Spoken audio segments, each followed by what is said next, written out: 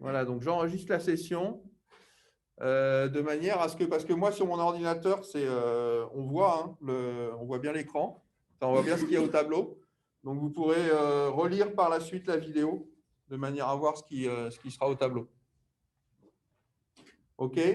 On va faire comme ça pour l'instant. OK, donc je reprends sur la dérivée seconde.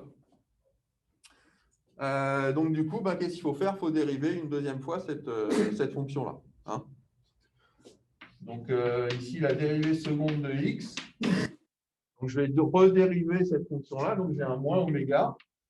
Hein, ça, c'est une constante.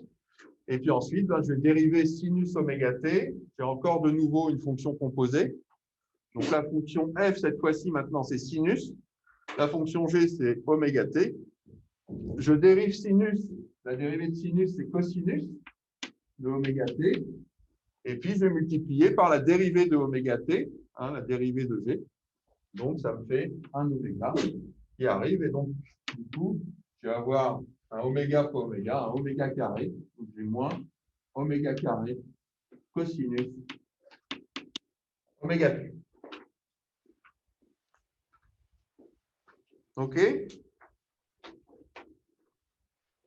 Ça va pour ces dérivés? Donc, ensuite, on peut faire les dérivées suivantes. Je ne sais pas si certains d'entre vous les ont faites déjà.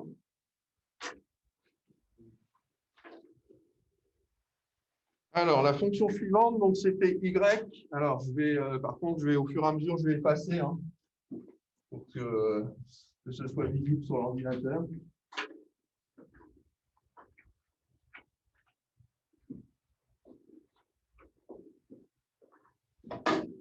Donc, la fonction suivante, c'était y de t égale sinus de 6t plus phi. OK, donc là, dans une fonction comme ça, donc ma fonction f, cette fois-ci, c'est sinus, et ma fonction g, pardon, c'est 6t plus phi. Hein, t, c'est la variable, phi, c'est une constante. Oui, c'est ça que vous... OK, donc ici, t, c'est la variable, et phi, c'est une constante. Hein. OK, donc quand on dérive y de t, donc la dérivée de la fonction sinus, c'est cosinus, donc de 6t plus phi. Et puis ensuite, la fonction g, donc c'est 6t plus phi. Phi, c'est une constante. Donc ici, la dérivée de 6t de phi, ça va me donner simplement 6. OK, donc la dérivée de ça, c'est simplement 6 cosinus de 6t plus phi. Et puis ensuite, si je dérive une seconde fois,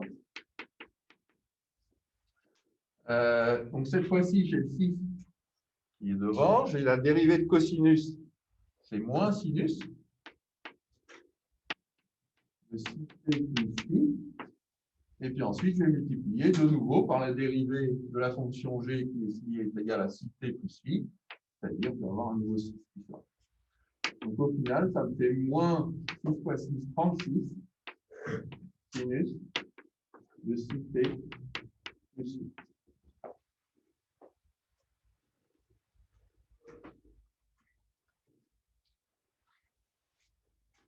Ça va pour ça? Ouais. OK, si je dérive une seconde fois, pardon, pas si je dérive une seconde fois, j'ai déjà dérivé une seconde fois. Si je prends la fonction suivante, alors cette fois-ci, j'ai z de t. Z de t, c'est a, donc qui est une constante exponentielle de 3t plus b exponentielle de moins 3t.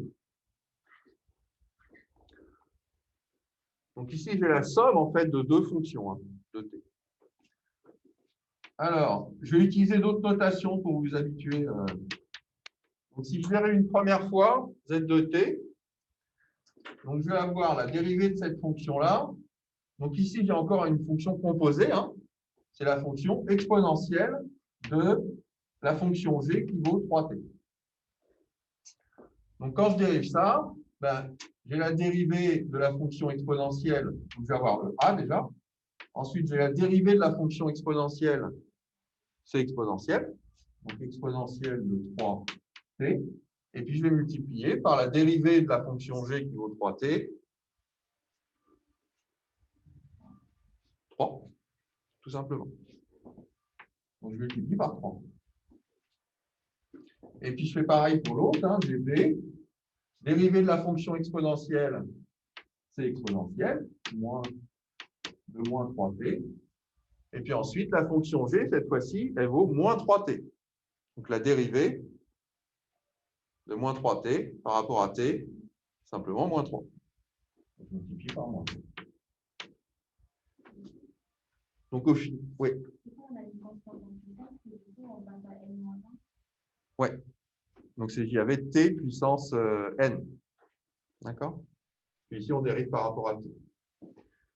Donc, au final, ça me fait 3a exponentielle de 3t moins 3b exponentielle de moins 3t.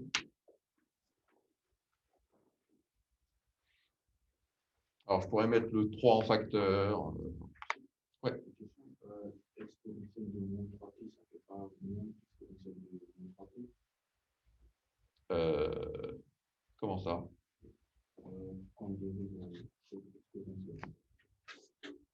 Ici? Non.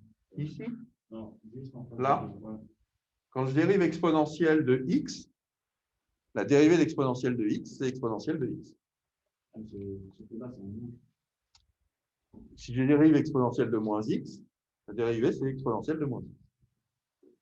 Alors, ce ne serait pas exponentielle de moins x, puisque le moins viendrait, mais ça vient de la dérivée d'une fonction composée. Hein, ça serait le même problème, en fait. Si vous voulez, ici, la fonction f, hein, si je décompose en f et g comme tout à l'heure, la fonction f, c'est exponentielle. Hein, j'ai une fonction f de g, donc c'est exponentielle de g. Donc, si je dérive ça par rapport à g, c'est f' de g, c'est exponentielle de g. D'accord? Simplement, le g ici, il est égal à moins 3t. D'accord? Donc, le moins, en fait, il vient de la dérivée justement de cette fonction g. Hein, puisque cette fois-ci, la dérivée de g, ça serait moins 3t. Et après, ben, il faut multiplier les deux. Donc, c'est de là que vient le moins. Ouais. Parce que je l'utilise ici, en fait. C'est la même notation que j'utilisais tout à l'heure. D'accord? Comme c'est une fonction composée, ici, je dérive par rapport à g. D'accord? Ça, c'est la dérivée. En fait, c'est pour ça que cette notation-là, en prime, des fois, elle peut être perturbante. En fait, ce que je fais ici, hein, c'est que ça, c'est la dérivée de f par rapport à g. Alors que ici, ce que j'ai ici, c'est la dérivée de g par rapport à t. OK? C'est là où, effectivement, il faut... Et en fait, si je réutilise cette notation-là, hein, en fait, qu'est-ce que je veux faire en tout, hein, c'est dériver f par rapport à t. Donc, en fait, je vais le décomposer, donc f de g, hein, de t. Ça, je vais le décomposer, en fait, en une dérivée de f de g par rapport à g, et je multiplie par la dérivée de g par rapport à t. C'est ça, en fait, que je fais quand je fais la dérivée d'une fonction composée. Ouais. Donc, finalement, on pourrait aussi appliquer des opérations sur les dérivés comme sur n'importe quelle équation, c'est-à-dire qu'on pourrait dire en soi que le dg c'est simplifié avec le dv. Alors, ça, c'est un peu, c'est là où mathématiquement, ça ne serait pas juste de dire ça. Mais effectivement, dans l'écriture, c'est un peu ce dont on a l'impression. Hein.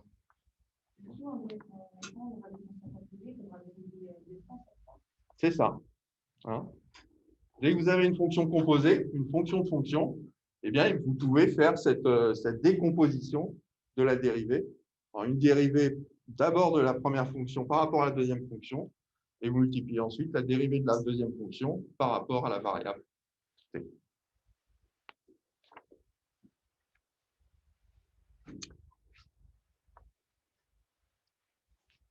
OK, du coup, il dérive une seconde fois.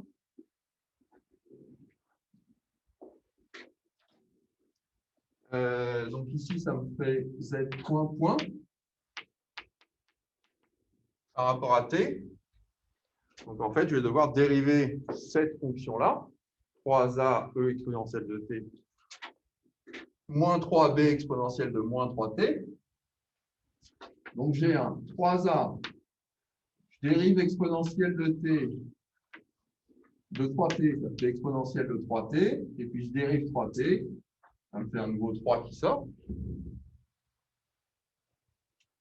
Pareil pour l'autre, moins 3b, je dérive exponentielle de moins 3t, ça fait exponentielle de moins 3t, que je multiplie par la dérivée exponentielle, par la dérivée de moins 3t, ça me fait moins 3.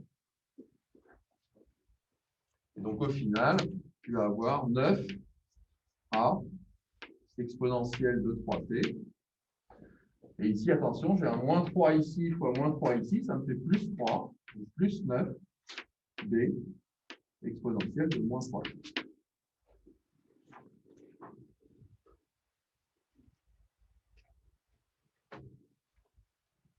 Alors en fait, si vous remarquez bien, on aurait pu un peu simplifier les choses. C'est-à-dire qu'ici, on aurait pu mettre le 3 en facteur. Exponentielle de 3t moins b exponentielle de moins 3t.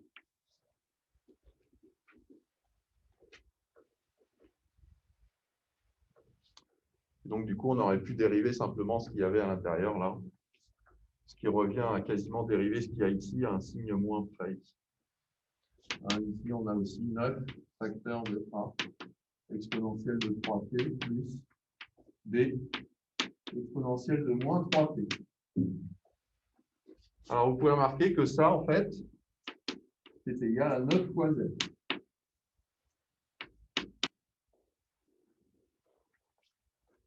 La fonction z, c'est a plus a exponentielle de 3t plus b exponentielle de moins 3t. On la retrouve ici.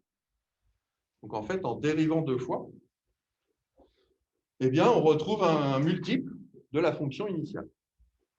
Ça arrivera souvent quand vous avez des exponentielles, que vous allez retomber sur ce type de choses, c'est-à-dire que la dérivée seconde, c'est quelque chose qui est proportionnel à la fonction elle-même. Et en fait, si vous réécrivez cette équation-là, ben vous voyez que vous pouvez la écrire comme la dérivée seconde de t moins 9 fois la fonction z est égale à 0.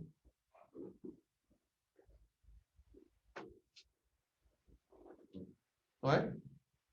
Ça va être une équation classique qu'on va retrouver souvent en physique. C'est une équation différentielle du second ordre. Ça s'appelle, en général, l'équation de l'oscillateur harmonique. On retrouvera ça notamment, par exemple, pour le ressort. Quand vous avez un ressort, que vous l'écartez de sa position d'équilibre, il va osciller. Et en fait, son mouvement va être régi par une équation de ce type-là. On va retrouver ça au niveau du pendule aussi. Quand vous avez un pendule, que vous l'écartez de sa position d'équilibre, que vous le lâchez, il va osciller. Et en fait, vous verrez que son équation qui régit son mouvement, c'est aussi quelque chose qui a cette forme-là. Cette équation-là, elle revient souvent en physique dans justement tout ce qui est mouvement oscillant, dans ce qu'on appelle les oscillations libres. C'est-à-dire que vous écartez quelque chose de sa position d'équilibre, vous le lâchez, et il se met à osciller autour de sa position d'équilibre. Ouais. Donc ici, c'est la dérivée première de z en fonction de z. Alors, comment vous faites ça? Du coup, ça aurait été un peu moins joli, mais ça aurait fait 3 facteurs de z moins 2b de moins 3t. Ok, mais moins 2b de moins 3t, c'est quoi? C'est pas... Oui, c'est moins joli. Ok, c'est simplement que ces équations-là, on connaît les solutions. C'est les solutions qui sont en z, sinus ou cosinus de la fonction avec justement le 9 ici, qui va être la pulsation, qui donne la période d'oscillation. C'est la racine de Z. La racine de...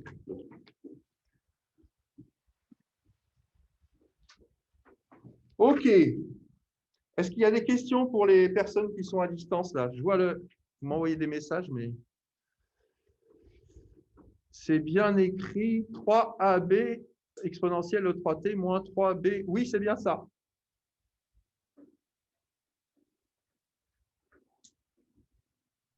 Ah, le cadre n'est pas bon? Ah, attendez. Alors, je vais essayer de régler un peu le cadre. Faut que je me mette en plein écran. Ah oui. Alors, attendez. Comment je peux faire ça? Dans l'autre sens, plutôt. Ah.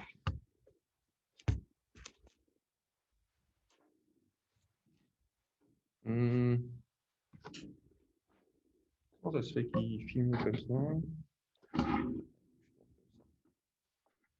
Hop. Voilà. C'est le mieux que je peux faire.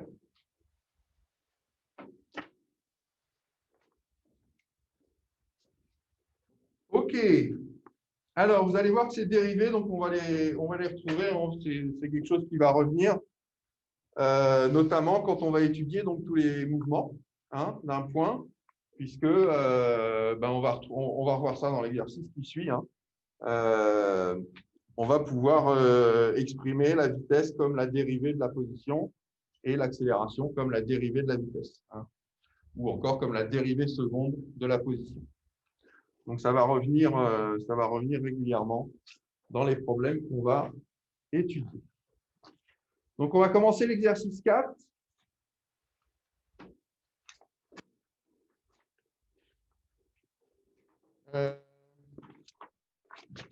OK, l'exercice 4, donc, qui porte justement sur la position, la vitesse et l'accélération.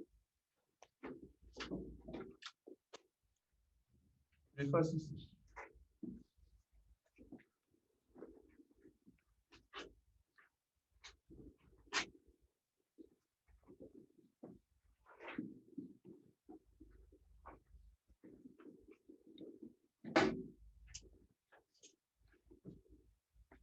OK. Alors, donc ce qu'on a vu jusqu'à présent, c'est, on a revu, donc là, on vient de revoir les dérivés. Ce qu'on avait vu précédemment, si vous vous souvenez, c'était les notions de vecteurs. Et donc, quand on va avoir, donc si on imagine un repère, on va le mettre en 3 dimensions, x, y, z, avec une origine du repère en haut, et puis des vecteurs unitaires portés par chaque axe, ux, uy, uz. On va repérer un point M ici, qui va avoir comme coordonnées x, y, z. Et on va donc écrire le vecteur OM. D'accord? OM, ça va donc être x, ux, plus y, uy, z, uz. Ce qui va se passer, c'est qu'au cours du temps, donc ce point Z, il va se déplacer.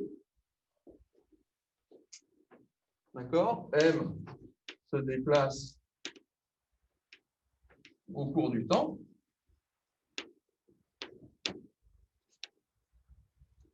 Et donc, ça veut dire que les coordonnées X, je vais marquer les coordonnées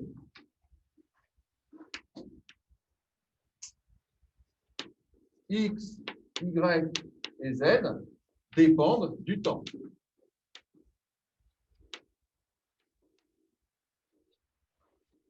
Donc, pour montrer leur dépendance en temps, en fait, on va les noter X de t, Y de t et Z de t.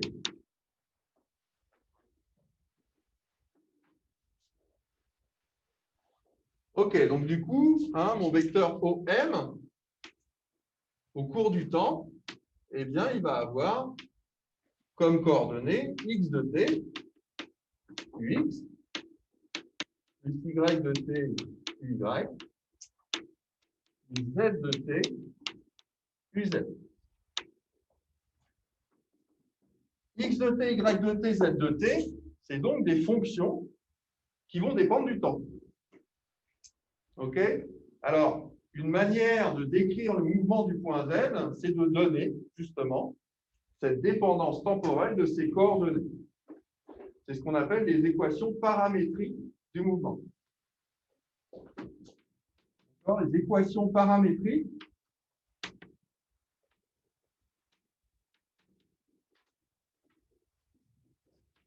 c'est donner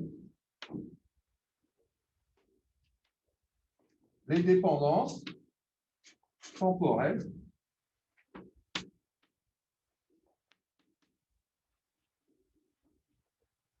de x, y et z. Donc, on va les écrire sous la forme x de t égale y de t égale z de t égale.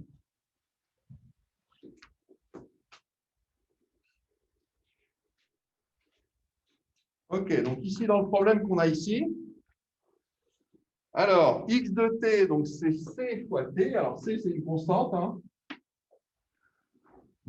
Ça pourrait être, par exemple, la vitesse de la lumière.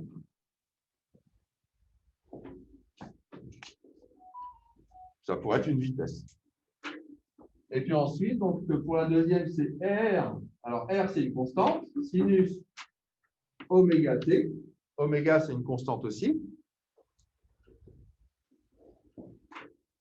Et puis, pour Y, c'est R cosinus oméga t.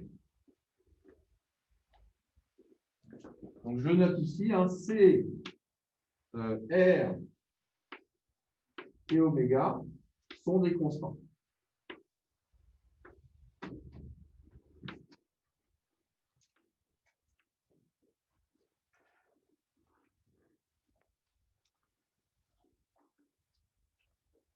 OK, la première question, c'est déterminer la dimension de ces constantes, justement, C, R et T.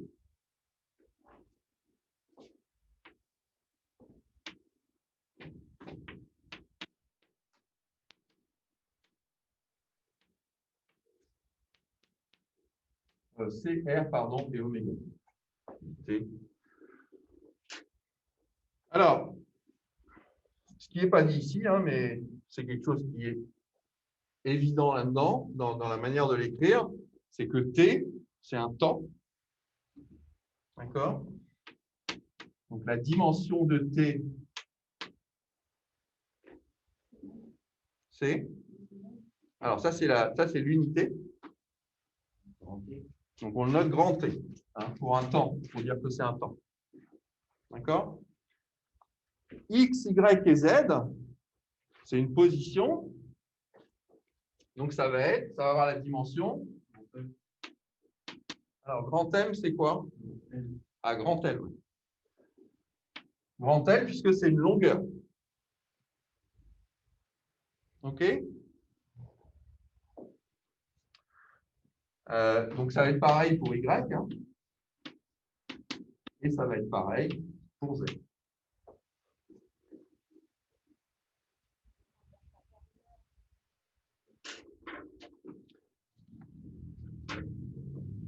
OK, du coup, j'efface ici.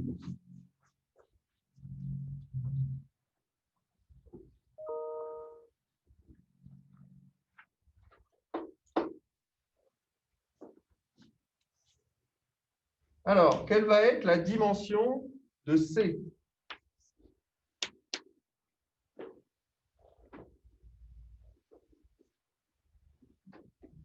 Ouais. Maintenant, on va voir l'équation dimension de x est égale à dimension de c fois dimension de t. Tout à fait. Donc, on a effectivement dimension de x, d'après la première équation ici, qui va être la dimension de c fois la dimension de t. Donc, du coup, on va pouvoir déduire de ça que la dimension de C c'est donc la dimension de t, la dimension de x sur la dimension de t.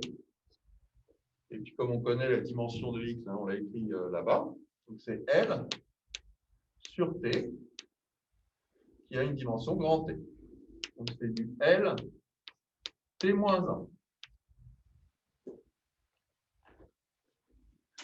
OK, donc ça, du L T-1, hein, c'est la dimension d'une vitesse.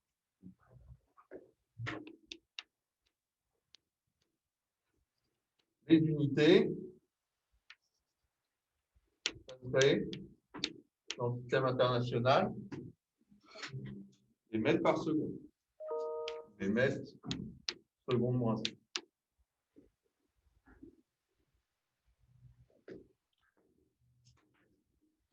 OK, maintenant la dimension de R.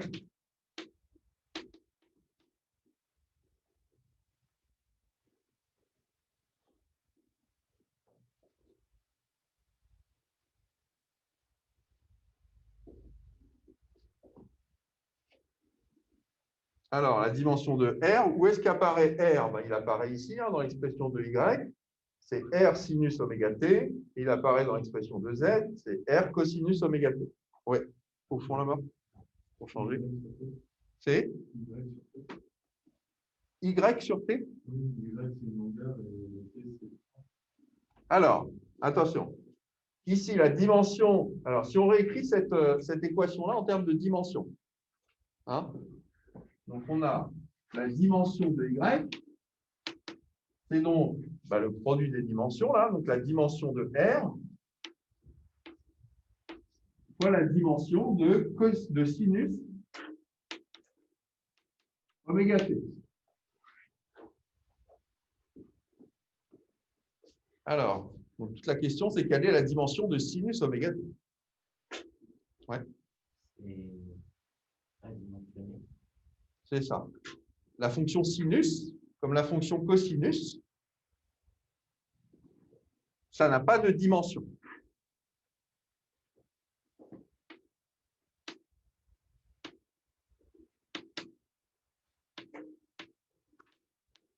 Comme tangente.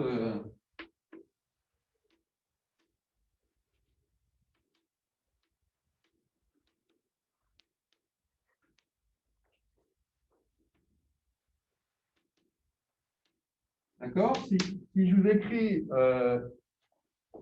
sinus de pi sur 3, par exemple, ça va me donner une certaine valeur. Cette valeur, elle n'a pas de dimension. Hein, c'est juste une valeur.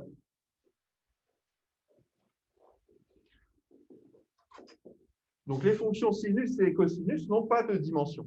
Hein? Ouais. Du coup, c'est relativement simple, hein, puisque ici, on a quelque chose qui n'a pas de dimension. Et donc ici, la dimension de R, c'est simplement la dimension de Y.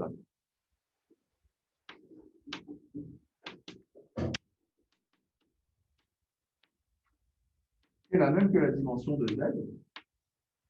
Et donc, de nouveau, comme X, c'est une longueur.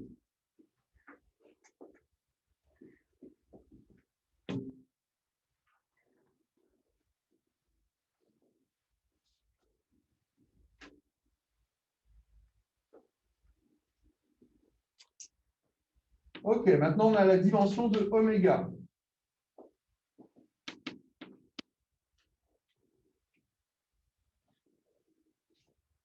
Alors, je voudrais qu'il y en a d'autres qui ont des idées sur la dimension de oméga.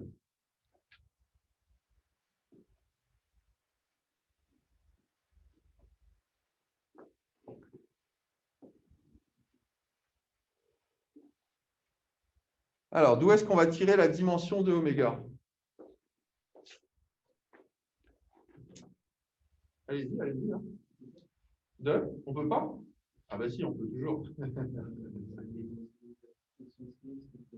OK, donc c'est effectivement, elle apparaît ici dans la fonction sinus. Donc, quand on prend le sinus de quelque chose, ce quelque chose, ça doit être quoi? Un angle. Hein, on prend le sinus d'un angle. D'accord? Et un angle, ça n'a pas de dimension. Ouais?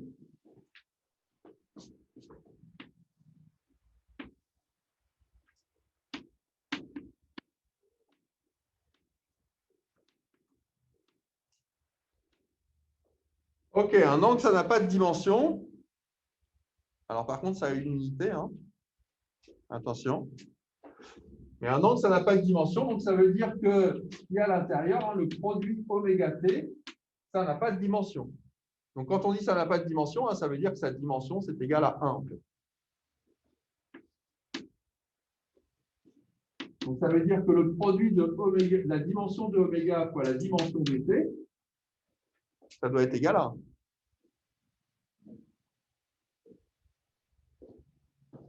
Et donc, de là, on va tirer que la dimension de oméga, c'est la dimension, enfin, c'est 1 sur la dimension de t, c'est-à-dire c'est du t moins 1.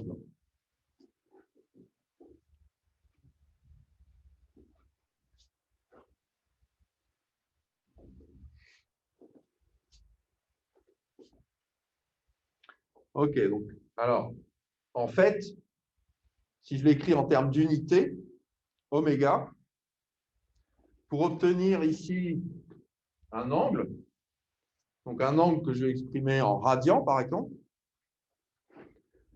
eh bien, ici, oméga, en termes d'unité, ce sera des radians par seconde. D'accord? Ça, l'unité qui est associée à ça, c'est des secondes moins 1. Donc, pour pouvoir avoir un angle ici, à l'intérieur du sinus, enfin, de sinus d'un angle, pour avoir un angle que je vais exprimer en radians, ça va être des radians par seconde. C'est ce qu'on appelle la pulsation. Donc, on reverra ça aussi. On a des relations entre la pulsation, la période d'un mouvement et la fréquence. Oui.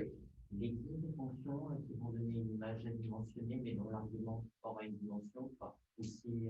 Non. Ce sera toujours lié. Ouais. Ouais. Typiquement, tout à l'heure, on avait l'exemple de l'exponentielle 3t. D'accord? Le 3, il a forcément une dimension de 1 sur t. Donc, il est forcément en seconde moins 1. OK?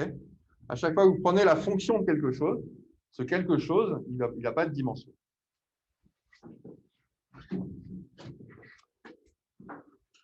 OK. Alors ensuite, s'il n'y a pas de questions là-dessus, enfin d'autres questions, la question suivante, c'est déterminer le vecteur position. Bon, ça, on l'a déjà écrit. Le vecteur vitesse et le vecteur accélération. Alors, je vais réécrire le vecteur position.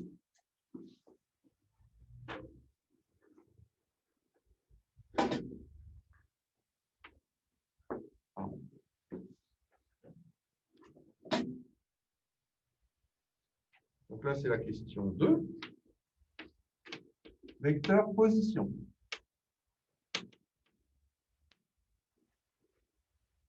Donc, le vecteur position, hein, c'est OM. Donc ça s'écrit comme x de t ux. Ouais.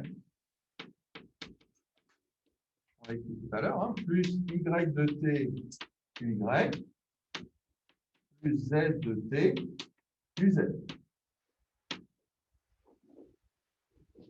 Donc du coup, maintenant, comme je connais les équations paramétriques, je peux remplacer x de t, y de t et z de t par les équations paramétriques. OK? Donc ça veut dire que ici, je vais avoir x de t, c'est ct, ux. Y de t, c'est r sinus oméga t y. Et enfin, z de t, c'est r cosinus oméga t uz.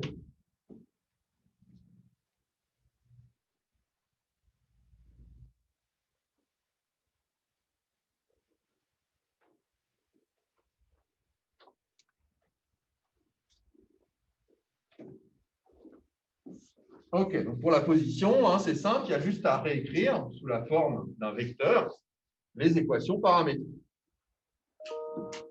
Alors maintenant pour la vitesse.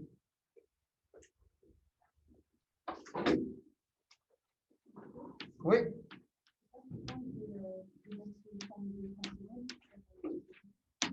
Pardon?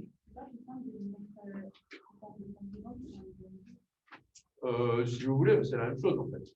Alors, effectivement, alors, quelque chose que je ne vous ai pas précisé, mais il y a différentes manières d'écrire un vecteur. Hein.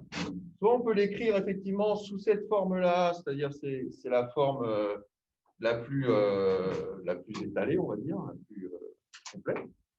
Mais on pourrait aussi très bien écrire OM sous la forme de ces trois composantes, sous forme de parenthèse. Vous verrez aussi, vous rencontrerez aussi ça. Hein, où on écrit en fait les trois composantes les unes en dessous des autres, Y de T, Z de T. Sous cette forme-là.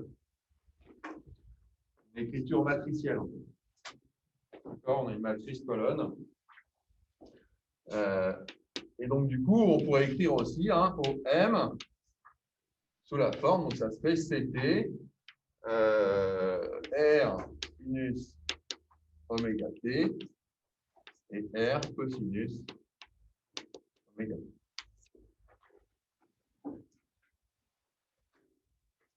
Ok, c'est différentes manières d'écrire, hein, mais qui disent tous la même chose. Ok, pour la vitesse.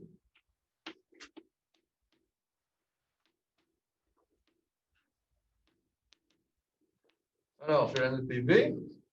Donc, cette vitesse, on peut l'écrire comme la dérivée du vecteur OM par rapport au temps.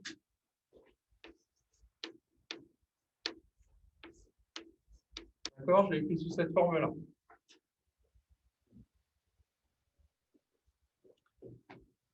Alors, si je dois dériver le vecteur OM par rapport au temps, c'est-à-dire que je dois dériver par rapport au temps le vecteur x de t ux plus y de t uy plus z de t uz. Ouais. Donc, si je réécris ça, hein, x de t ux plus y de t uy z de t uz.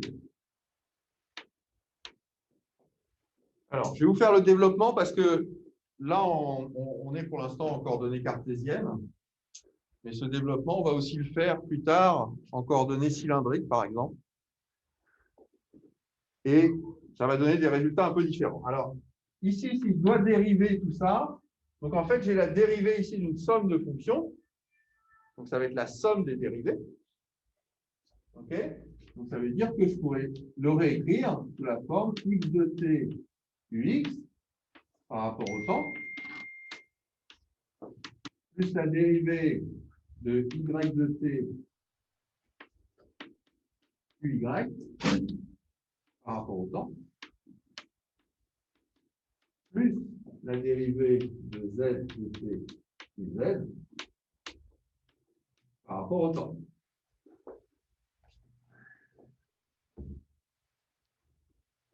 Ici, dans chacun des termes, ici, en fait, j'ai la dérivée d'un produit de deux quantités. Ouais. Donc, quand j'ai la dérivée d'un produit, la dérivée d'une fonction f par une fonction g, c'est la somme de f' g plus g'.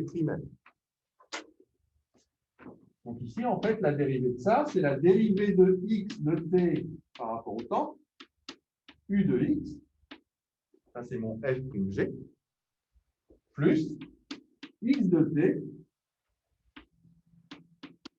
pour la dérivée de u de x par rapport au temps.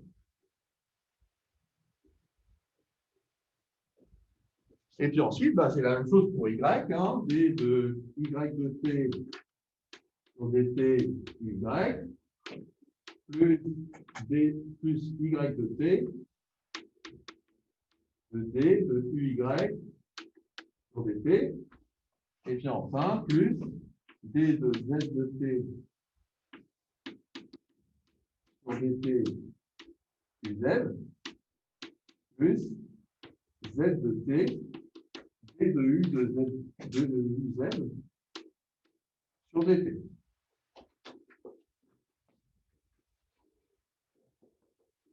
Ouais. Quand on écrit par exemple dz entre parenthèses t sur dt, c'est bien les z sur dt est une fonction et t sont un argument. Tout à fait. Ouais. UX sur Z, ça vaut 1. Ça vaut 1, c'est-à-dire. C'est norme 1. Ouais. Et quand on les dérive, ça prend 1. Alors, effectivement, donc toute la question, c'est de savoir qu'est-ce que c'est que ces termes-là, D de UX sur DP.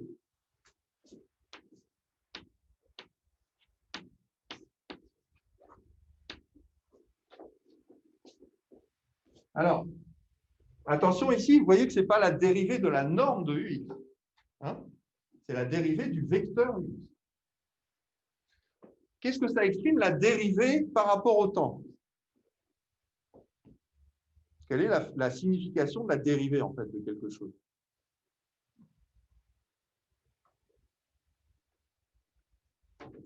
Toute la question est là. Qu'est-ce que je fais quand je dérive quelque chose? Je comprends pas. On passe à un nouveau produit. Non. Qu'est-ce que ça veut dire quand je dérive une fonction f de t par rapport au temps? Graphiquement, Ce que vous voulez, ce qui vous vient. Ouais. La dérivée, c'est le coefficient directeur de la tangente à la. Alors, effectivement, donc ça, c'est géométriquement, ça correspond à ça. C'est effectivement la tangente à la courbe. Hein? Vous avez une position qui varie par rapport au temps. Si vous calculez la dérivée, en fait, ce que vous êtes en train de calculer, hein, c'est la tangente à la courbe et la valeur de cette tangente. Mais en fait, si vous vous souvenez de comment est déterminée la dérivée, en fait, ce qu'on fait, hein, c'est qu'on prend la distance entre deux points, hein, entre deux instants, et puis on fait tendre le temps vers 0. Hein, c'est ça que ça dit, en fait. Et c'est comme ça qu'on arrive effectivement à trouver que finalement, c'est la tangente à la courbe. Donc, en fait, ce qu'on regarde quand on fait une dérivée de quelque chose, en fait, on est en train de regarder la variation, donc, par exemple, d'une position en fonction du temps. Ouais. Donc, ici, quand j'essaye de dériver le vecteur UX par rapport au temps, je suis en train de regarder la variation de mon vecteur UX en fonction du temps. Alors, bien sûr, comme c'est un vecteur unitaire, je sais que sa dimension ne change pas. Mais il se pourrait que la direction de ce vecteur change avec le temps. Et donc, si la direction de ce vecteur changeait avec le temps, eh bien, du coup, sa dérivée ne serait plus nulle. C'est ce qu'on verra quand on verra les coordonnées cylindriques, notamment.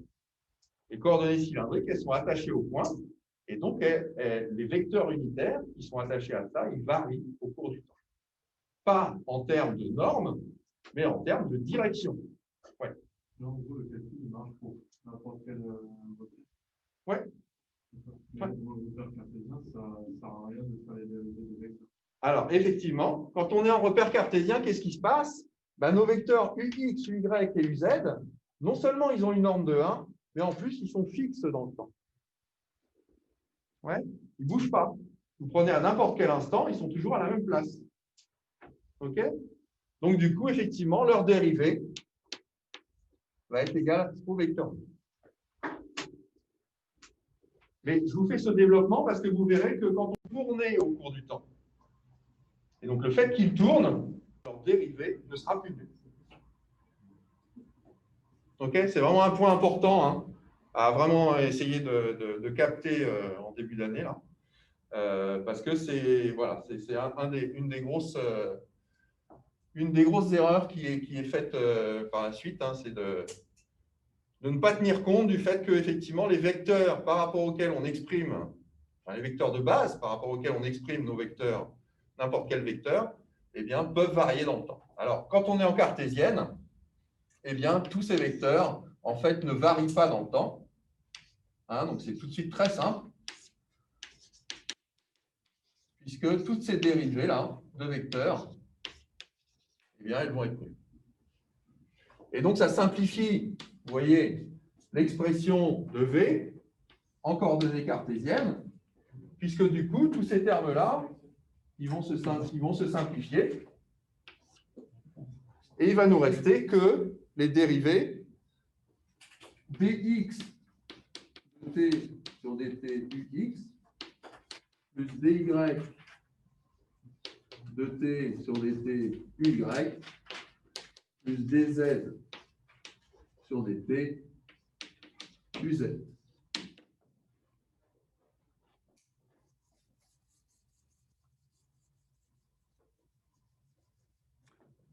Ok, donc après, il faut que je calcule dx sur dt, dy sur dt, dz sur dt.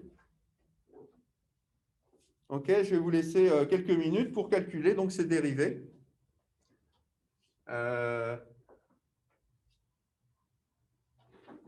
Alors, je vais peut-être réécrire les équations paramétriques ici. Donc x de t, donc c'est ct, y de t, c'est r sinus oméga t, et z de t, c'est r cosinus oméga t.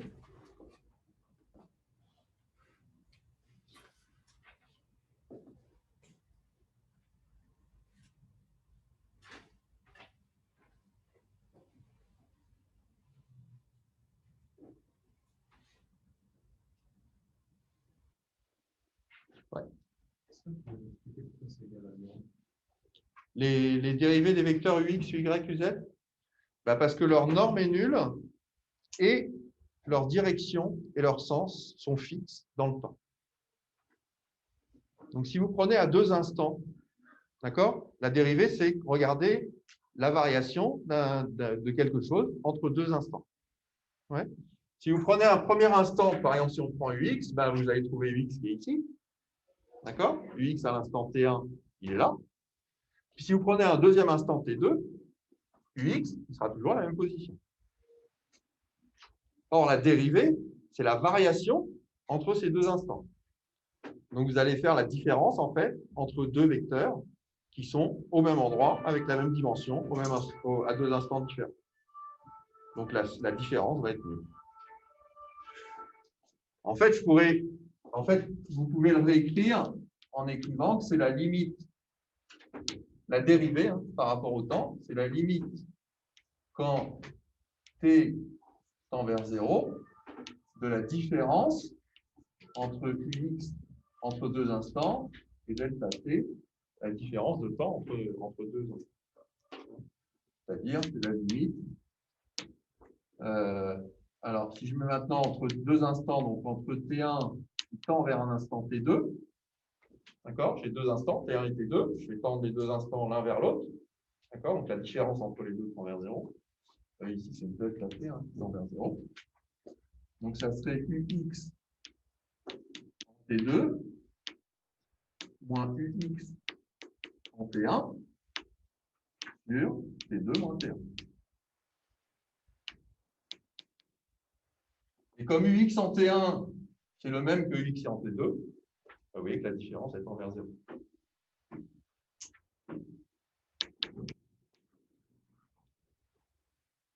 Ah.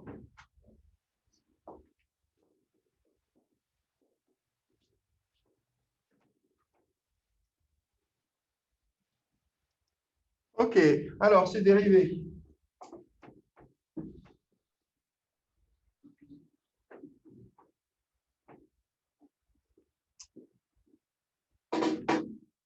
Alors, qu'est-ce que ça vaut ici?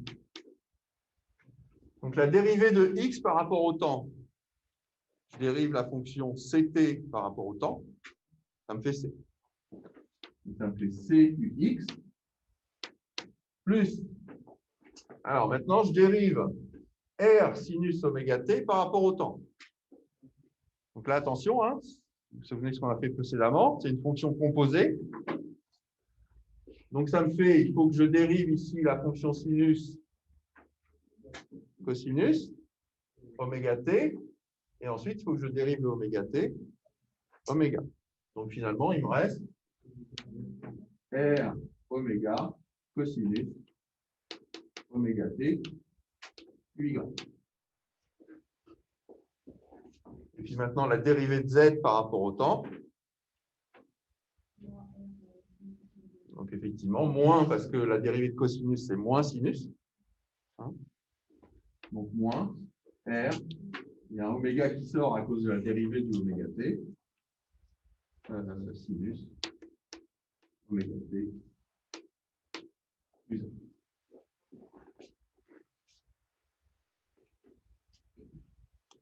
OK, finalement, on peut calculer donc le vecteur accélération.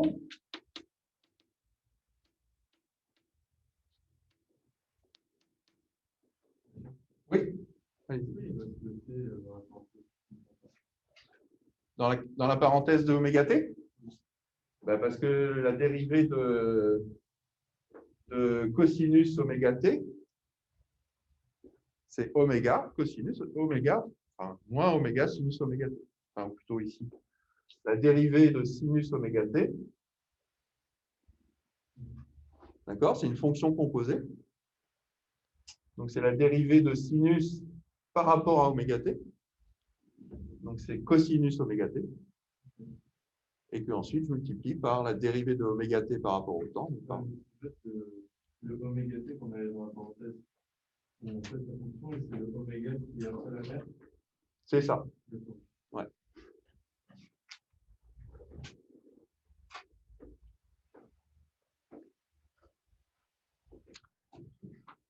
Alors, l'accélération, hein, donc, du coup, ça va être la dérivée du vecteur vitesse par rapport au temps.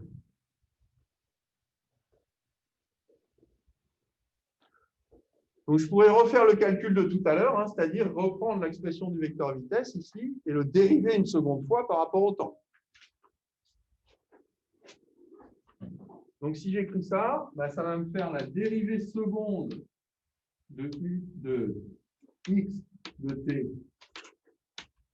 par rapport au temps, donc sur dt carré, ux. Et puis ensuite, normalement, j'ai un autre terme qui est dx sur dt fois la dérivée de u de x par rapport au temps. Sauf que ce terme-là, comme tout à l'heure, bah, du de x sur dt, ça va être 0. Donc en fait, ce terme-là, il vaut 0. Je peux l'écrire quand même, si vous voulez. Donc ça serait dx de t sur dt fois du de x sur dt. Sauf que je sais que ce terme-là, il va valoir 0. Pour la même raison que tout à l'heure. Hein. OK? Et puis ensuite, ben, je vais avoir un terme en d2y sur dt2 y, plus un terme. Donc, ce terme-là en y, il va valoir 0 aussi. Hein. d2y sur dt, ça fera 0. Et un d2z sur dt2 plus 0.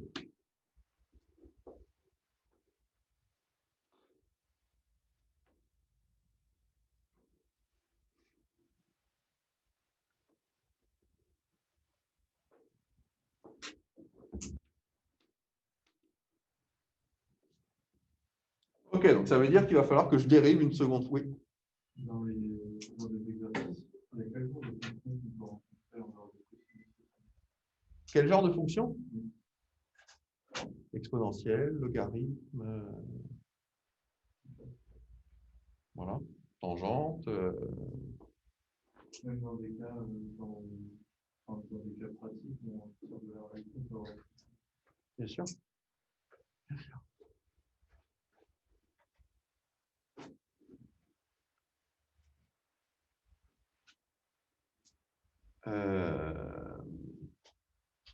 OK, donc qu'est-ce qu'il va falloir faire pour trouver l'accélération? Dériver une seconde fois le vecteur qu'on a ici. Ou autrement dit, dériver une seconde fois les coordonnées de ces vecteurs. OK, donc si je dérive une seconde fois, j'ai ça ici en haut là.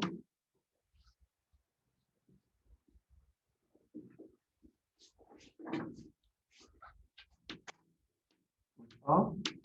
Alors, je dérive une seconde fois. Donc maintenant, vous voyez, ici, il faut que je dérive la coordonnée ici selon ux de v. Donc c'est ici une constante. Donc c'est 0. Hein. Je vais dériver une constante par rapport au temps, c'est 0. Maintenant, je dérive cette fonction-là. Alors ici, j'ai encore la fonction composée, hein, R oméga cosinus oméga t. Ça va me faire quoi, ça? Oui, allez-y.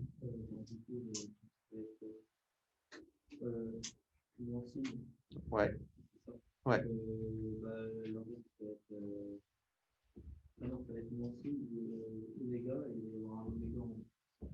Ouais. C'est ça. Donc j'ai un moins qui vient de la dérivée de cosinus qui fait moins sinus. Et puis j'ai un R qui vient de là, un oméga qui vient de là, et j'ai un autre oméga qui vient de la dérivée de oméga t. Donc j'ai un oméga carré. Donc QY. Et puis pour Z, donc ici, bah, c'est la même chose, sauf que maintenant je vais dériver donc, la fonction sinus. Donc ça me fait moins R. Donc j'ai un oméga 2, puisque j'ai un oméga qui va venir de la dérivée de oméga t. Cosinus oméga t plus Z.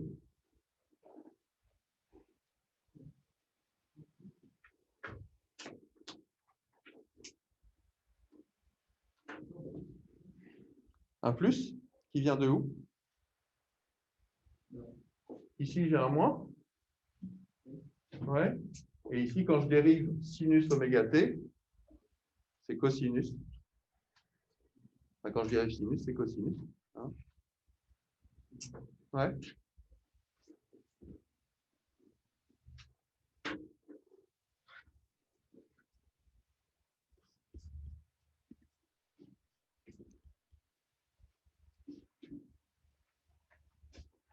Ah. Bon, a priori, la vidéo ne fonctionne pas très bien. Donc, ben, certainement qu'il faudra regarder l'enregistrement, hein, de la vidéo pour réussir à voir quelque chose et pouvoir suivre le TV. Donc, c'est bon. Vous pourrez toujours le suivre en ce qu'on appelle en asynchrone, hein, c'est-à-dire une rediffusion. Je la publierai, hein, la vidéo, je vous mettrai le lien sur le site. D'accord?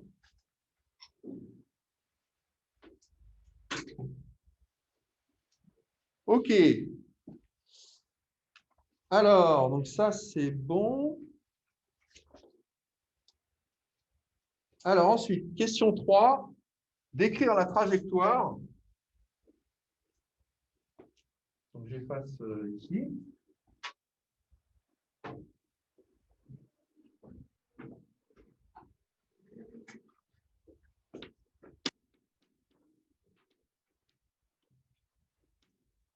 Trajectoire pour C qui est égal à 0.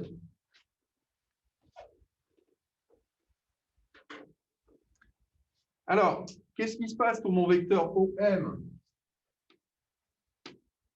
quand C est égal à 0? Ben, vous voyez que la coordonnée X du vecteur OM, elle va être égale à 0.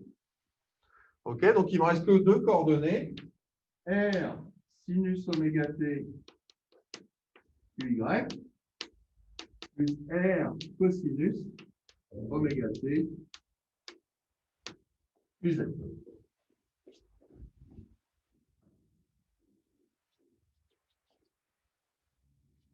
Alors, en fait, ce qu'on voit, donc, c'est que finalement, le vecteur OM, quand C est égal à 0, hein, le vecteur OM, il va évoluer dans le plan,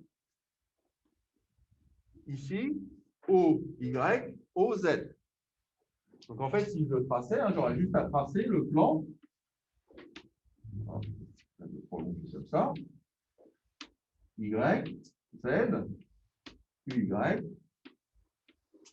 QZ. OK, j'ai mon point M, mon vecteur OM. Alors, si je calcule le module du vecteur OM, il vaut quoi?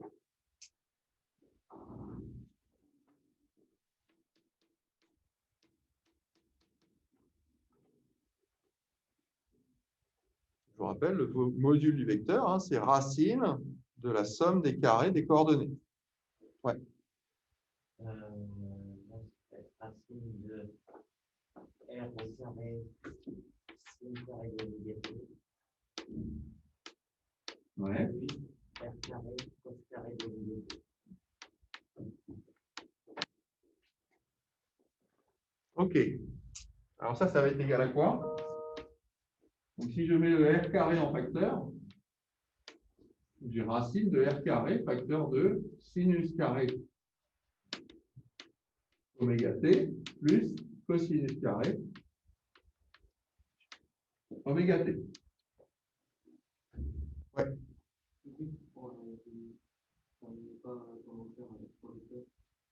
Bah, puisque en fait, vous voyez que ici, le vecteur OM, il n'a que deux coordonnées, hein, une selon Y, une selon Z.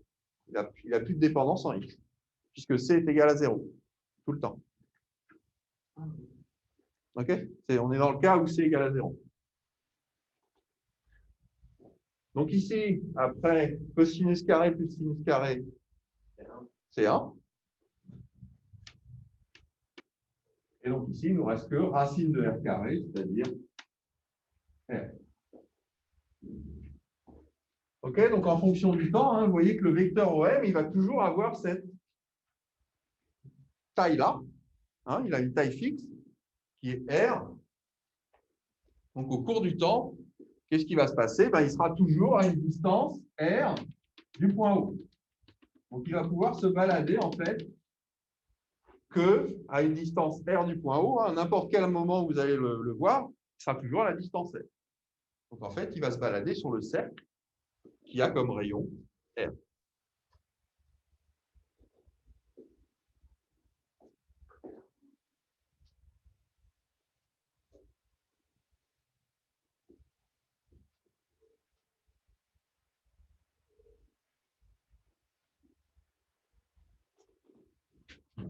OK, alors après, vous pouvez le prendre à différents instants. Vous pouvez prendre par exemple, quand cette quantité-là, hein, dans le sinus ici, quand cette quantité-là va donner un sinus qui est nul. OK, c'est-à-dire que y va être égal à, la coordonnée sur y va être égale à 0. Quand est-ce que ça va se passer? Quand le sinus de quelque chose est égal à 0. Quand est-ce que le sinus de quelque chose est égal à 0?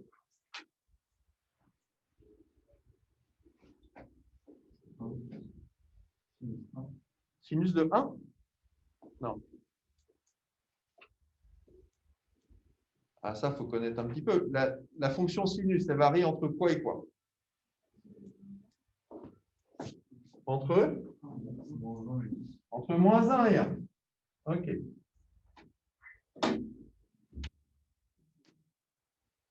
Ça varie entre moins 1 et 1. Quand est-ce que ça vaut moins 1? C'est pas forcément plus simple. Oui. Ça vaut petit au niveau de l'instance qui est à l'intérieur vaut petit au niveau de. Alors, si ça varie entre moins 1 et 1, ça va passer par 0 à un moment. On est d'accord? OK. On va commencer par ça. Quand est-ce que ça vaut 1? Quand est-ce que le sinus vaut 1? Quand l'angle est égal à... Allez-y derrière, là. Oui? L'angle? Non. Ouais. À 0? Okay. Effectivement, quand l'angle, donc alors ici on l'appelle oméga t l'angle. Hein? C'est ça l'angle du sinus. Quand oméga t est égal à 0. Sinus de 0, ça fait 0. Ouais. Alors sinus de quoi vaut 1? Pi sur 2. Et sinus de quoi vaut moins 1? Moins pi sur 2. OK, donc quand oméga t est égal à pi sur 2, eh bien à ce moment-là, le sinus sera égal à 0. Alors attention, tout ça, c'est vrai à 2 cas pi près. D'accord? Si vous faites un tour complet, vous revenez à la même position. OK, maintenant pour le cosinus, quand est-ce qu'il vaut moins 1? Quand est-ce qu'il vaut 0? Quand est-ce qu'il vaut 1?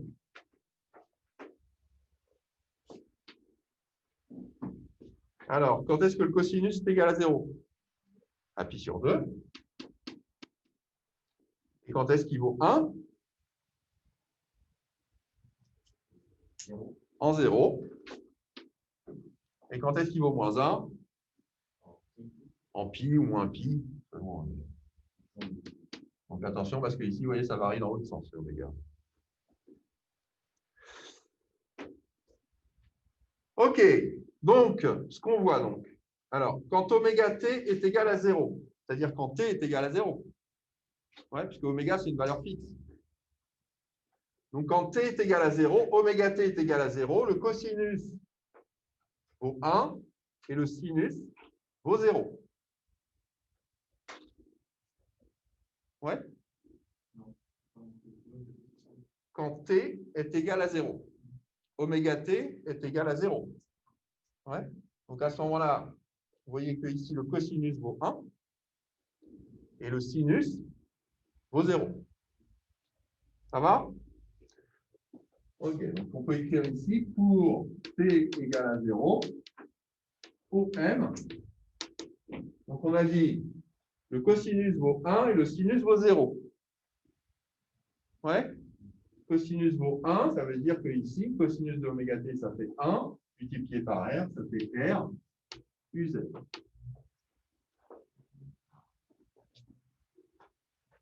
OK, donc en t égale à 0, en fait, notre mobile, il se trouve ici. Ça, c'est M0, ou M pour t égale à 0. D'accord? Donc, il part de là.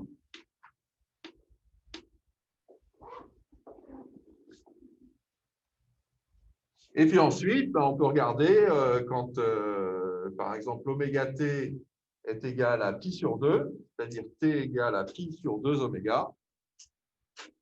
Et bien à ce moment-là, c'est le cosinus qui vaut 0, le sinus qui vaut 1.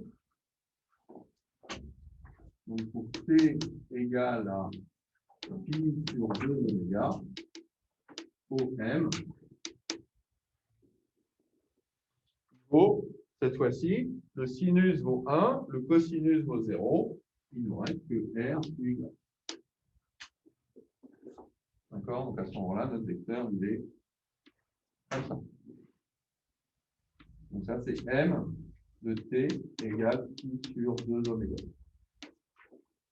OK, donc en fait, qu'est-ce qui va se passer? Eh bien, au cours du temps, on va avoir un point M qui va décrire un cercle de rayon M.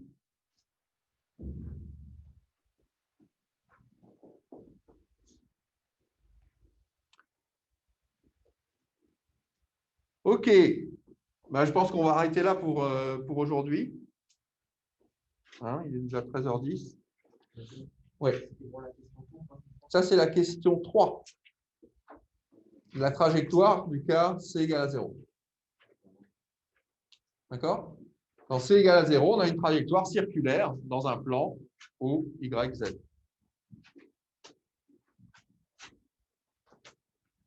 OK.